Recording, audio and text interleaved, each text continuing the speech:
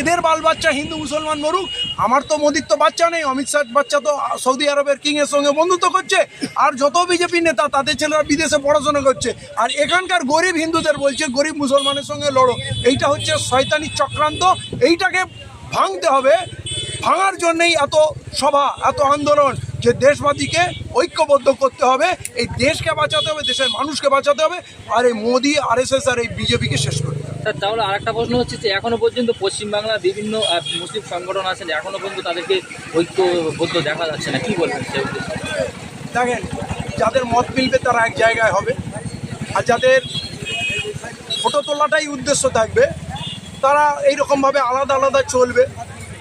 তো আগামী দিনে আপনি দেখবেন বেশ কিছু সংগঠন নেতা মুসলিমদের একটা প্ল্যাটফর্মে এসে যাবে, যারা প্রকৃত তাদের কথা, তাদের ক্যারেক্টার দেখলে বুঝতে পারবেন যারা মানুষকে সঠিক বার্তা দিতে চাচ্ছে।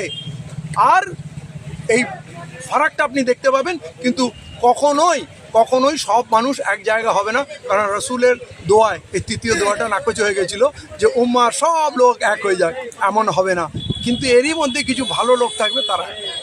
তাহলে আজকের যুব সমাজের জন্য কি বার্তা দিবেন আজকের এই যুব সমাজ ইসলামিক ক্যারেক্টার বজায় রাখুক, নেশামুক্ত সমাজ গড়ুক, মানুষকে সমাজকে ভালোবাসুক, অন্য সম্প্রদায়ের সঙ্গে ভালো সম্পর্ক করুক, নিজের ওলামাদের সম্মান করুক, বাপ মাকে নিজের জান্নাত ভেবে সেবা করুক, যেটা আসল আল্লাহর সঙ্গে কানেকশান। বাপ মা রাজি নেই তো আল্লাহ রাজি নেই, তো এই জায়গাটা যদি করি এবং আমরা যদি সম্প্রীতির পরিবেশ তৈরি করি, এবং আমি যুবকদের বলবো আগামী দিনের তোমরা নেতা, তোমরা পলিটিশিয়ান হও, রাজনীতি করো, স্বচ্ছ রাজনীতি, ইমানদারির রাজনীতি, কারো পয়সাকে, কারো দাবিদারি, কারো পিছনে নয়।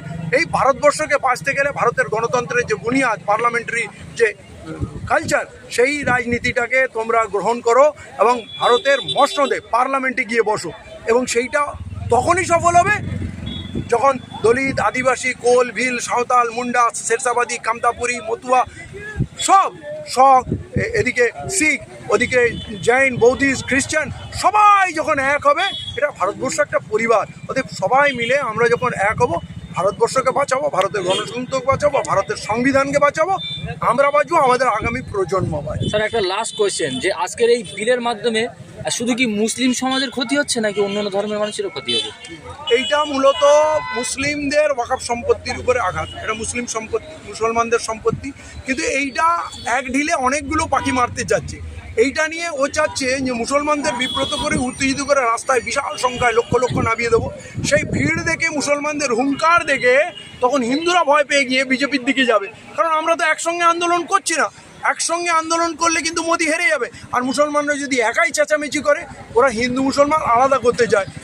শুভেন্দু যেমন বলছে হিন্দু হিন্দু ভাই ভাই, আর আমরাও যদি মুসলমান ভাই ভাই করি, তাহলে আমরা শুভেন্দুর ইচ্ছাকেই পুরো করে দেবো, মোদিকেই জিতিয়ে দেবো। তাই আমরা সমস্ত সম্প্রদায়কে একসঙ্গে নিয়ে চললে এ মোদির হার হবে, এই ওয়াকফ বিলও একদিন পরাস্ত হবে, ফিরে যাবে। ধন্যবাদ। ধন্যবাদ।